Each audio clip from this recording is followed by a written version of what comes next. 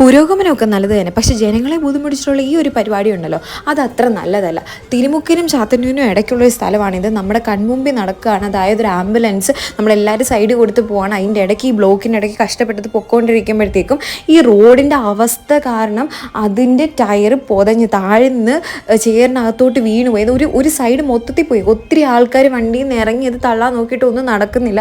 അത് ക്രിട്ടിക്കലായിട്ട് ഒരാളെ കൊണ്ടുപോയിക്കൊണ്ടിരുന്ന വണ്ടിയാണ്. നിങ്ങളതൊന്ന് ആലോചിച്ച് നോക്കി ഈ ഒരു റോഡിൻ്റെ അവസ്ഥ. അതായത് വൺ സൈഡ് ലെഫ്റ്റ് സൈഡിൽ കൂടെ പോകുന്നതിൻ്റെ നടുക്കാണ് ഈ ഒരു പ്രശ്നം. അതായത് അപ്പുറത്തും ഇപ്പുറത്തും ലെഫ്റ്റ് സൈഡിൻ്റെ തന്നെ നടുക്കാണ് ഇവരിങ്ങനെ പണിഞ്ഞിട്ടിരിക്കുന്നത്. എന്ത് ചെയ്യാൻ വേണ്ടിയിട്ട് നമുക്ക് പറ്റും?